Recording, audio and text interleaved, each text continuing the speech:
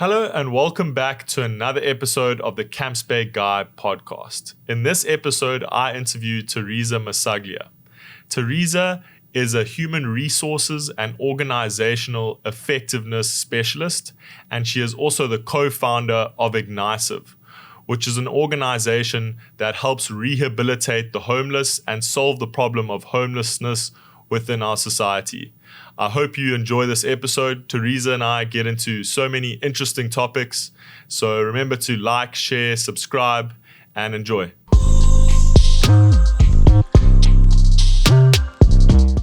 Theresa, it's such a pleasure to have you on the podcast. Welcome. Thank you, Joshua. Sure. So, Theresa, let's start with your background. You're clearly someone who wears many hats, leading within the Camps Bay community, running your own business, and being involved in various initiatives. To kick off, could you explain what a human resources and organizational effectiveness professional specializes in? Sure. Firstly, Thank you for having me. And it's always great to engage on these subjects. So human resources traditionally in the corporate space is the caretaker of people. And how organizational effectiveness sort of fits in, or should I say HR fits into that, it's what we call organizational design and development. And it's really getting your functional alignment, working within your people structures, but also having your people, your products, and your processes all aligned so that you can achieve your business strategy and outcome. And so largely that's what I've been doing for about 28 years. Wow. So you're really good at basically figuring out how to streamline sort of that business, the processes of a business and how the organization kind of operates. If I understand correctly from the organizational effectiveness side of things, it's with a heavy focus on human capital, which is the sort of word we use for human resources, because it's such a critical investment in any business that's people-centric, that whether it's your external customer or your internal, there's quite a heavy reliance on people to get to your outcome. Yeah. So how to train that specific person for that specific role and what their role needs to kind of entail, and kind of not letting them get distracted from that role. Is that kind of pretty much how it... Absolutely. And I think the one of my passion areas is leadership development, largely because I do believe everything rises and falls on leadership. And having spent many years with some really, really great world leaders and observing and learning, you can see the impact if you don't get that right, and how everything else can fall flat. Amazing. And what do you think makes a good leader from your experience kind of working with some great leaders? I mean, there's so many theories on leadership, and I love to I always say I like to trial and test things, the theory, and put it in practice. But I do believe, you've got to have a level of transparency, servant leadership, where, it's not about you with the title. It's important to surround yourself with the right people. I always say I love having people around me that know more than I do, that have great talent in certain areas that I'm not strong in, because I don't believe you have to know it all, and that's okay, and being comfortable with that. But being able to also have a strategic focus on sort of the bigger picture, and always being that one step ahead to keep the team moving forward.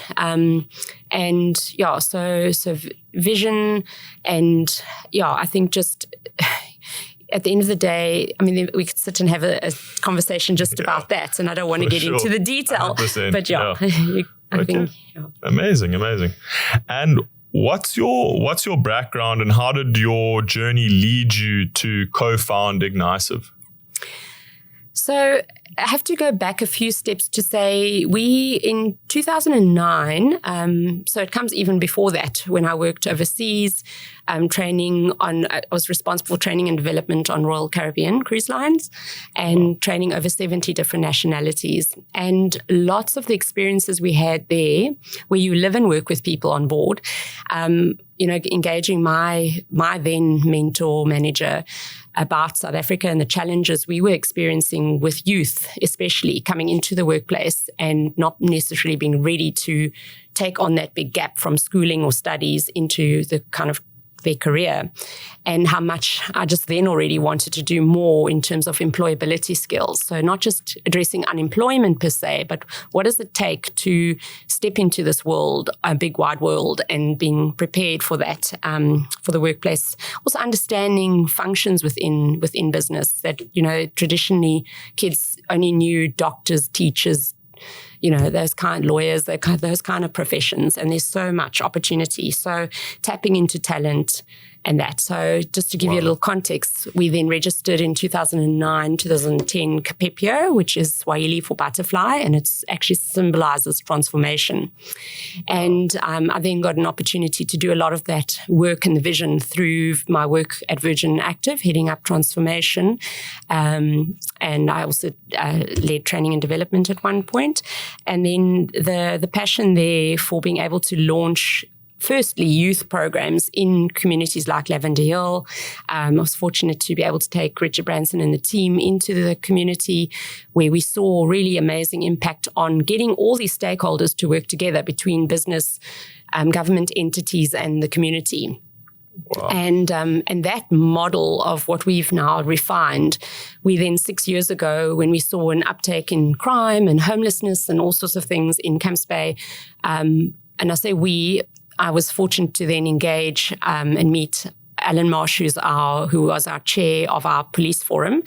And the two of us shared this vision. I then spoke to him about the model and how we could really try and help shift things with regards to especially the street people dynamics. And we then collaborated and worked with all the stakeholders within the community between, your ratepayers, police forums, your SAPs, your city, businesses and various people. And then we literally started co-creating what today is called Ignisive, Ignite Inclusive Change. And it's about the whole as opposed to just working in silos or duplicating efforts and then getting to an outcome. So largely what I learned in corporate life on the OD, organizational effectiveness, I now apply in the community development space. And there's big gaps with that not happening as well as it could.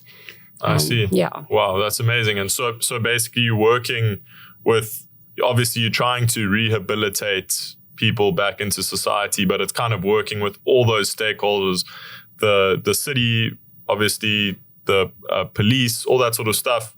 They're all coming together to help this come together and become that vision of making those, what you were talking about, making these people employable again. Yeah. Is that the sort of vision? Absolutely. That's the sort of program that you're running? Yeah, and I need to probably emphasize, to get to that point where everybody works together doesn't just happen by osmosis. It's often what we refer to in business as a change management process, where you have to get people on side and sharing the vision. And that's not easy. But what I'm deeply passionate about is authentically living into that collaboration where you build the relationships with your stakeholders, but in ways where it's also part of a learning journey, and it is a co-creation. It's not us imposing a vision onto somebody, but rather enrolling them into the vision. So with SAPS, for example, we've done a lot of, I did workshops with them on the mountain, and then we hike and we do a workshop on the mountain. Then we're doing yoga on the beach, and we're doing some team building, and just also mainly to get to know the people behind the roles that we work with.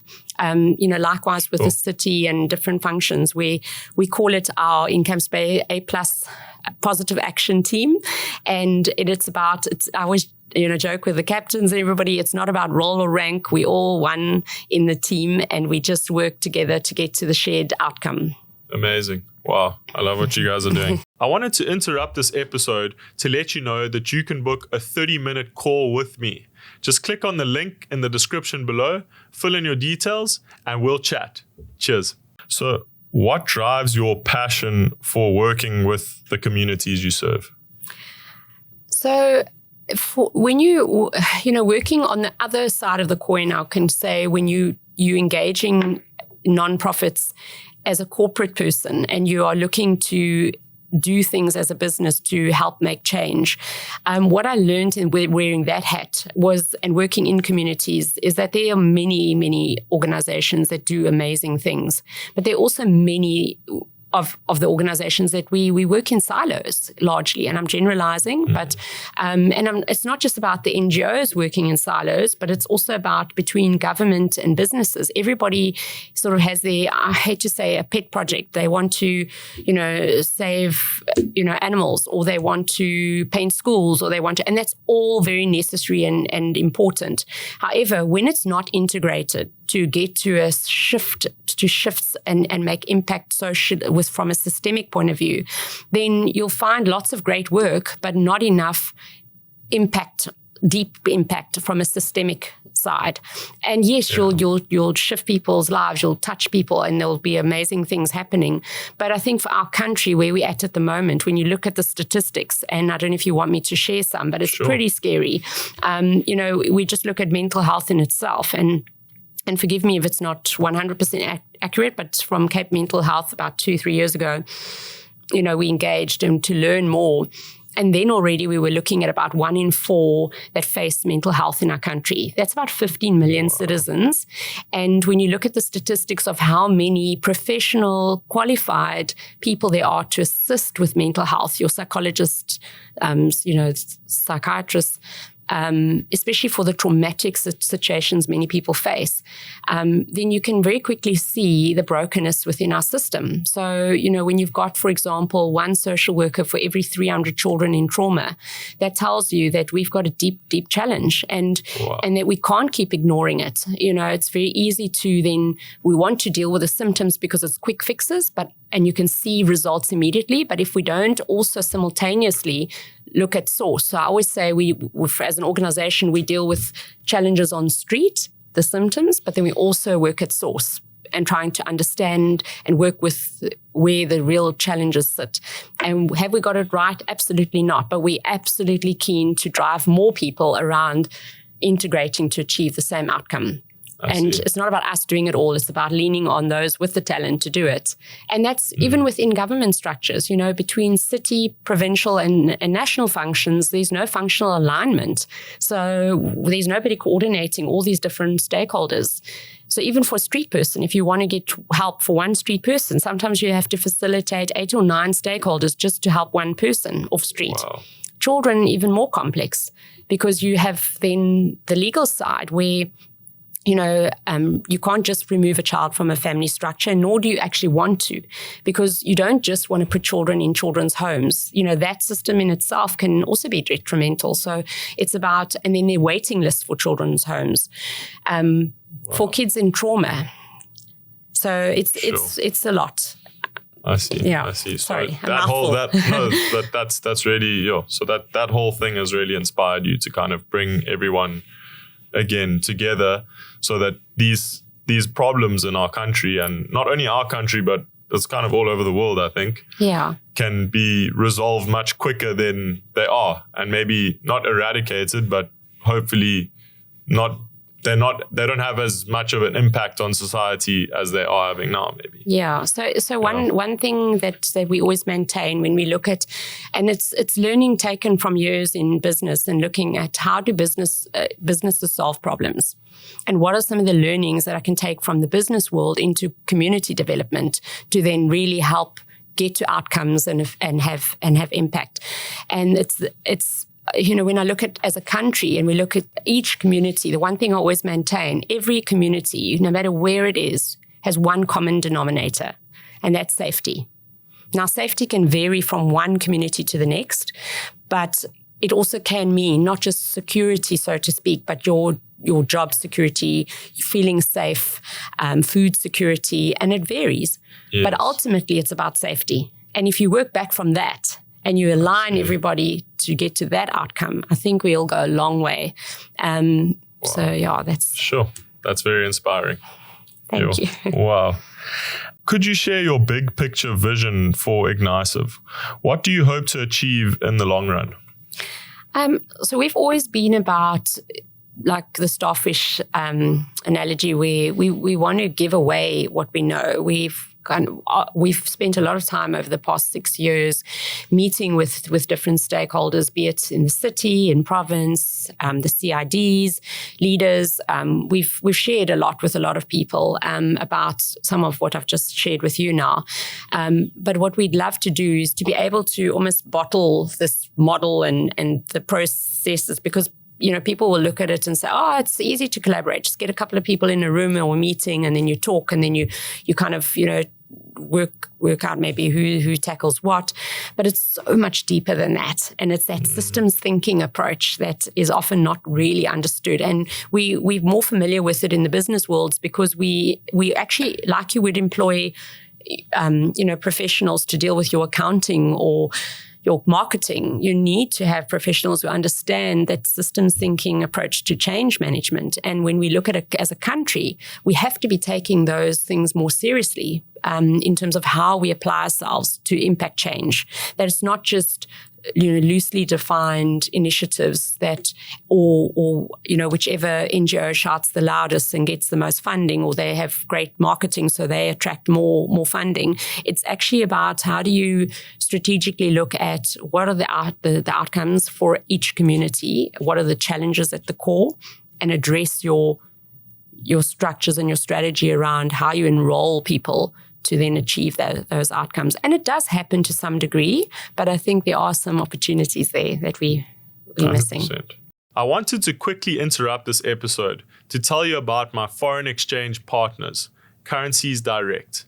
Currencies Direct are a foreign exchange company who will help you move your money in or out of South Africa. They'll deal with all the admin and the red tape that come with doing that so that you don't have to. And their services are completely complimentary. If you need to reach out to one of their specialists, contact me and I'll put you in touch with them today. Ignisive works with a number of communities. Why have you chosen those specific areas, and what makes them a focus for your efforts? So when we started trying to analyze and understand who and what are we dealing with on streets on Atlantic seaboard, and this was literally getting on street, engaging with people and understanding where do they come from, what are their challenges, why they're there. We summarize, we have about 12 categories of street people. And we can tell you various ways why people end up on streets. But the thing that struck us most was with the children. And we quickly learned that most of our street kids, come from sort of Kalkstein, Fontaine, Bonteheuwel area, and that we wanted to understand why. And then we spend time understanding and unpacking and looking at within the schooling structure, what is happening with the kids after school. And I know you fortunate, I'm very grateful that you guys joined to see that firsthand, because it's very hard to imagine. You go into an area and there's no sports fields, there's no aftercare, after school programs, and then the poverty is so deep and the trauma children face every day is very deep. So you often then you have to wonder, well, why are they ending up on streets? And not always living on it, but sometimes visiting what we call scurrel to beg and to ask for money. And what happens if they don't get that income back home, what happens in that system? And so that whole cycle we needed to understand, and that's why we work proactively in the schooling structure to keep kids in school and off street, for example, and doing the little bit we can to help inspire and give hope. So some of the things where I have to give credit to our SAPS teams, especially Sergeant Vester, who went over and above. We organized things to go up Table Mountain, the aquarium, a lot of various things, or Robben Island, and to give kids the exposure as well, that there's a world beyond their circumstances. And just being so privileged to work with lots of, great ambassadors, Jean-Marc Johannes, world champion skateboarder, and many others who've just been so incredible with giving back and sharing their life journeys, because they've been there, done that, and they can relate, and the kids can relate, and to give hope and to know that they are unique, they can add something in this world, and not to be defined by their circumstances. So that's largely where we focus. Of course, with our adults, it's a little bit different. Many people have not seen their families for decades, and we try and help reunify families as well, which is part of the rewarding parts of our journey. Sure. That's amazing. So it's starting at the grassroots at the schools to try and make sure those kids stay in school and they get educated and they have something that they can do once they're finished with school. And then obviously working with the adults to kind of, upskill them and so they can reintegrate into society. So that's the thing. But those areas, I mean, I was there at the primary school, at the grade 7 farewell. Wow, it was very inspiring. You had Ashwin Willemse and what's his name? Jean-Marc Johannes, all telling their stories of how they ended up where they are now, and kind of coming from almost not similar backgrounds, but close to similar backgrounds. And I think those kids were very inspired by that. So it was very special to see, and it's amazing work that you're doing.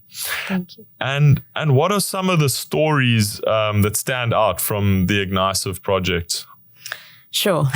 We could just spend a session on that because there are so many. Yeah. But like I said, the one thing always for me personally, when I see somebody reintegrate back into society, meaning they've hopefully reunified with their families, they've got employment. In our case, I love seeing our team members get jobs in Camps Bay. So like we've got people that are now working in restaurants, it's working in control room for security, that's now catching criminals, and those kind of things where we see people make the change. And I always say, our role is not to enable, it's to empower. We can't make someone change. They've got to find it within themselves, that intrinsic motivation. And if you can't help somebody find that internal motivation, they may never change. And so working hard at that. But sometimes it's tough love. We're all about helping people commit to getting off street, and then hand-holding as far and as wide as we can. And hence why we always reach out to businesses for support. Even when somebody moves into their own place from shelter, we try and kit them out with their crockery, cutlery, bedding, whatever they need to start. So getting them to that point of independent living, mainstream employment is really the end goal. We vehicle to helping them get there. And then we obviously have the steward projects where we have, people, traditionally your parking guards or whatever you call it, we call them. We then have enrolled them into this journey of being more than just parking cars, but actually being of service to communities and visitors. So, Sure. Wow. Yeah. It's an amazing, we deal with those stewards every day when we're coming into the office in Camps Bay, and they're always they're really, really awesome guys and look out for us. Thank you. And so homelessness is such a complex issue. In your experience, what does it take to help someone off the streets? Could you walk us through the rehabilitation process that Ignisive uses? So a very controversial subject, I think, in many communities is the street people has been quite a hot topic, as we know, made many headlines for various reasons, and they're very different opposing views to street people within the different organizations, within communities. What we've learned being on the beat every day and engaging 12 categories of street people, not just adults who are homeless. We sometimes have people who will come in just to stay overnight or a couple of nights and look for opportunities to gain some sort of begging income, sometimes crime too. We have rehabilitated ex-convicts as well. And I could tell you for days the stories about some of the guys we've engaged on our projects that have committed serious crimes. But to see somebody turn their life around, and I always say we're not there to judge someone's past, but we hold them accountable for the future. And largely it's what I learned in business. You have to be accountable for what you want to achieve in life, and how we help people to get to that realization. But when you're dealing with people who are chronically homeless and have lots of trauma and really deep challenges, it's not as straightforward. And there are lots of obstacles. So we work with them to get into the rehabilitation programs that exist. There are programs, great programs. The city provides some, the other private organizations, often through the shelter systems. Are the shelter or safe spaces perfect? No, none of us are. But what they do is they're a foot in the door to bigger, better things. They have social workers, they have people and teams who can support, they have meals, they have a bed, or it may be a mattress, but they have something. And it's about first step, and then having the right people engage the person versus the assumptions that we make on street about somebody that we often don't know for sure who we're dealing with on street. And sometimes, yes, there are criminals on street lurking in between the homeless. But again, it's not about judgment. It's saying, okay, so how do we shift that and help people get on the right path? And we always say to our guys, it's about choosing the right path. You always have a choice. You can't choose your circumstances, but you choose how you're going to deal with it. And if you walk this journey with us and we handhold you, we'll go all the way. But if you choose not to, and you choose to commit crime or whatever else, we can't help there with that. Then the law will have to take care of individuals who commit crimes and whatever, and we have to be accountable to our actions. So that's why we're always about responsible giving in a way that we give to people who have committed to moving off street, and that we know and we've vetted and we know who we're dealing with when we give back. Is quite important, and the organizations that we enroll in our journey as well, that we know what they do, how they do it. And sure. Yeah. Wow. It's amazing. Sure. That seems like quite a lot of effort as well that you guys are going through to get these people off the streets, which is, I respect that. I wanted to interrupt this episode to tell you about one of my sponsors, Van Zyl Kruger Attorneys. I've been working with Van Zyl Kruger Attorneys since I started in the real estate industry, and I can honestly say that they have never let me down on a single transaction. So if you are looking for a transferring attorney on the next sale of your property, then do not hesitate to contact Van Zyl Kruger Attorneys. I've left their details in the comments of this episode, so you can find them there and reach out to them. And if you need any other legal advice, they can also assist you. So don't hesitate to reach out. It is a lot, and that's why it's not as straightforward as, there's people that's on the street that must, all be taken off street. It doesn't work like that. It's sometimes you can have, I don't know how many engagements with someone before they eventually commit to getting off street. Sure. So you're constantly engaging with all these homeless guys, and you're trying to get them to come off. Wow. And what do you think is the biggest reason people end up homeless in South Africa? The system, it fails people. I think I mentioned, if you just look at mental health with the children, for example, we can't forget or underestimate that for every street child that we do not get off street fast, and that they'll get sucked into a system that fails them badly. And I say this with respect to everybody who's trying, in all the stakeholders that keep trying. But, for a child at the age of 6 to get involved in drugs is disastrous.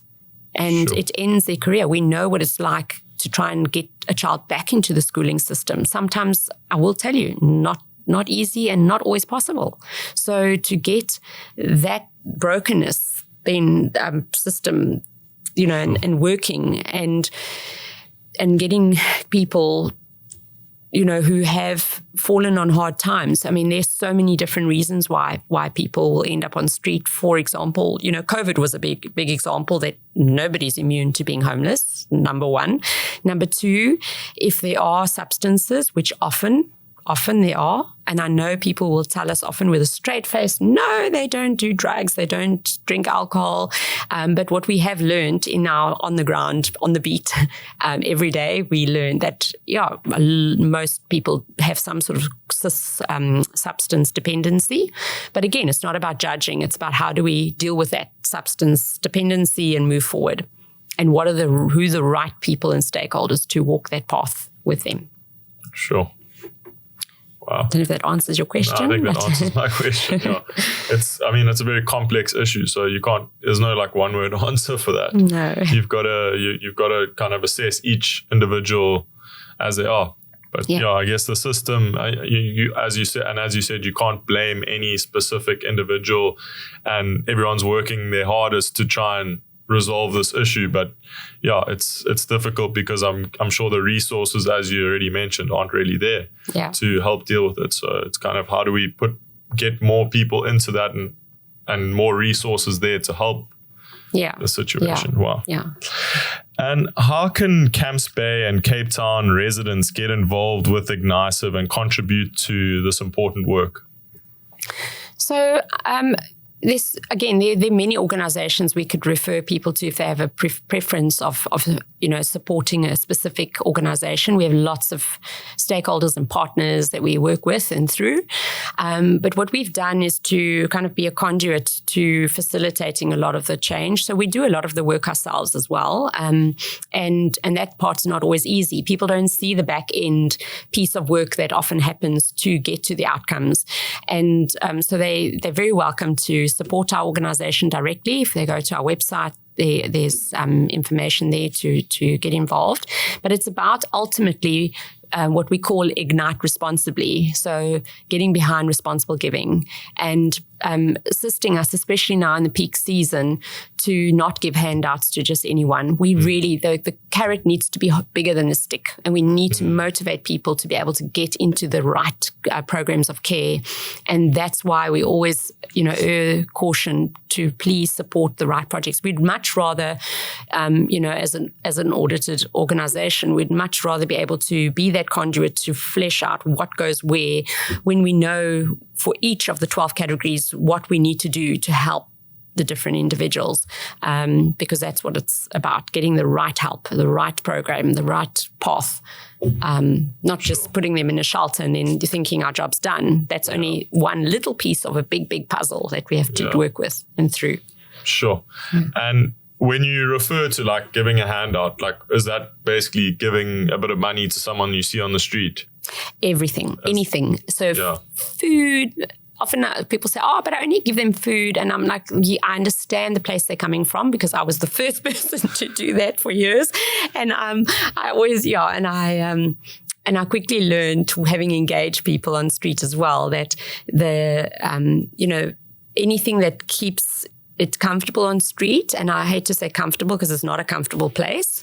However, it is a place of freedom that attracts a lot of people to that freedom on street. No rules, no laws, no pretty much doing what they want, and they will tell you that. It's much better sometimes. It's like liberating almost. Absolutely. And then, of course, if you have a substance, then you can continue using the substance.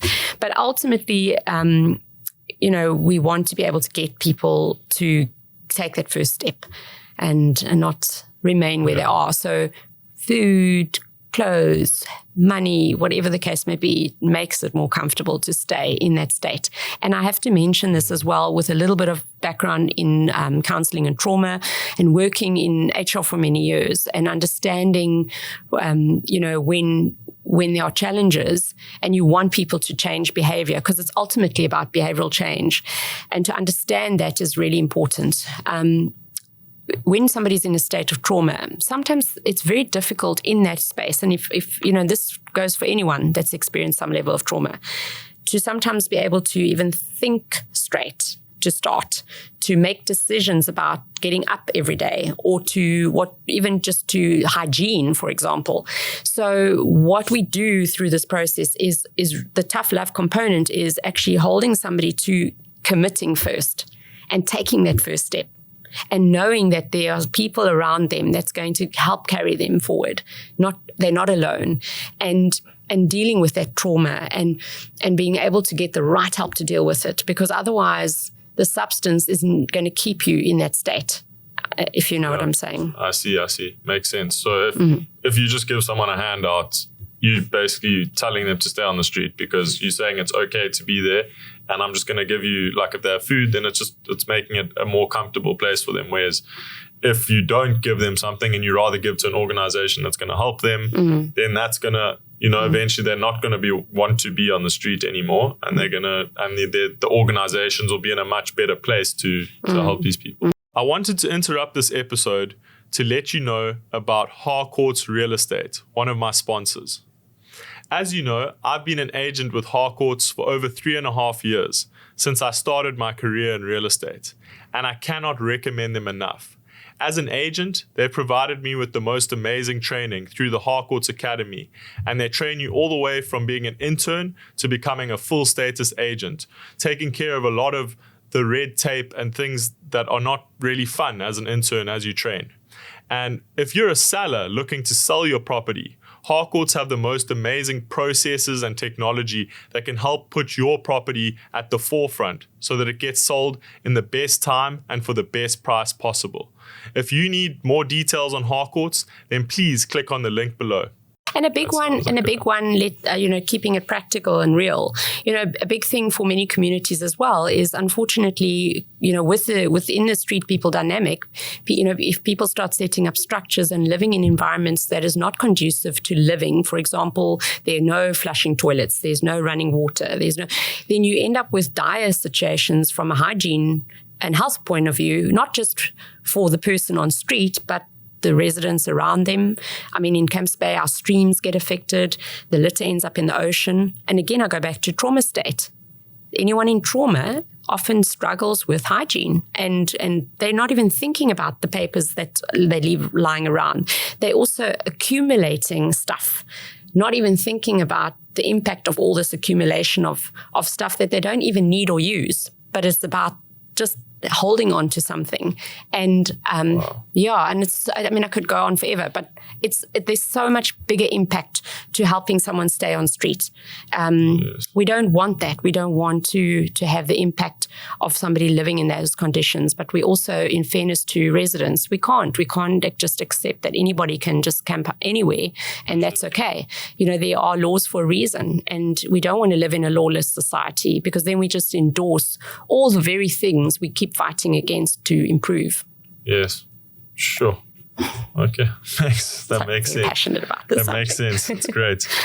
And I think we touched on it already, but I recently attended the wonderful event you organized at Kalkstein Primary School. It was a farewell for the grade 7 learners. It was so inspiring. And why are initiatives like this so vital to Ignisive's mission? And how can we help keep children off the streets?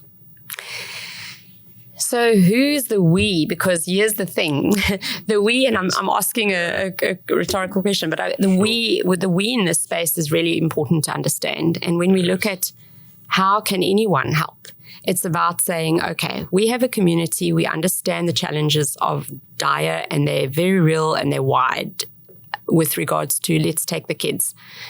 If we have a dream, we wish we could, and the right stakeholders could come together, and we just haven't had capacity to do it all. But we definitely would love to collaborate with more people to, for example, they have the most incredible big field behind the school you would have seen. And the vision or the dream is to have a part of that field be a sports field proper, getting the community around. And I think Ashwin mentioned this, getting the kids and the community around, making that field a workable sports field where the community can come together and enjoy, the sporting and after school events, which is not always about sport. It's music, dance, drama, arts, whatever talent we can unlock with kids. And that keeps them engaged and inspired to be off streets rather than in school and off streets. But then also, having, like, for example, the principal and I, and this was actually an idea that came from one of our business leaders, David Rod. We should have a herb garden at the school, and each grade takes a responsibility for a particular herb. And we then sell those herbs back to the businesses in Camps Bay. Why not? Yeah. It's not impossible. And it's about getting the right people in the we to come together to help us make this change and transformation that we actually collectively want to see. Yeah. Okay. Sure. So the we is the greater Camps Bay community, and basically getting them, not only Camps Bay, Cape Town, South Africa, but getting all the businesses together so that we can all work together to make these things happen. Yeah. And that goes for, I can honestly say, any community, getting to the core at what are the challenges within a community and then working back from that. Sure. And I don't think a lot of people think like that, to be honest. When they see a problem, they just complain about the problem. They don't actually think about how can we as the community get involved to actually stop what's happening, to actually solve that problem. They just complain about the problem. Yeah, and I do want to mention also, we can't underestimate the reach and impact we have as a community. And I always say that's one of our strengths within our Camps Bay, Clifton areas. We have a lot of business leaders. We have a lot of very passionate community members with a lot of talent and experience. And I really believe as a collective, when you pull that talent together, nothing's impossible. Sure. Yeah, agreed. And as someone deeply involved in community work, what advice would you give to individuals or businesses wanting to make a positive impact in their neighborhoods? Again, I think the collaboration. So usually you can work through your more formal structures. I mean, your CIDs, if you're lucky to have one, can make a big difference to pulling certain functions together. Your ratepayers, policing forums, your neighborhood watches. There's the NGOs that operate within communities, but somebody needs to coordinate bringing all that together. And I can tell you now, that's a full-time job. It's not as easy as it looks. And so with that, I think also I have to say this. I know and respect that every business obviously does what they do. They have a brand behind it. They have a strategy and a mission behind that. And so sometimes the giving back, absolutely you want to return on your investment. But I also, my hope and dream is that we will also sometimes, put brands aside and not be afraid to work with our competitors to get to an outcome. Yes, I believe that through that collectiveness, they will reach your outcomes and your brand impact anyway. Yeah, collaboration is always much more powerful than trying to go it alone, I think. Yeah, for sure. Well, Theresa, thank you so much for joining me today and sharing your journey and the incredible work you're doing through Ignisive. It's truly inspiring to see how one organization can make such a big difference in our communities. To our listeners, if you'd like to learn more about Ignisive or get involved, visit their website at ignisive.com. And as always, if you enjoyed this episode, don't forget to subscribe, leave a comment, and share it with someone who'd find it inspiring. So, Theresa, any final thoughts before we wrap up? After that mouthful, I think, going into the festive season, it's a time for giving. And I think a lot of people at this time of year do feel, if you're blessed enough to have family and support that you want to give back, I would just encourage you to ignite responsibly, and just in the smallest way. Sometimes it's not monetary, the blanket you donate, the going to cook at a shelter, or it's helping in whatever small way you can. And again, it comes back to your talent. What unique talent do you have that you could give back to the world? And that's all I would encourage anyone to do, is just play it forward and ignite inclusive change.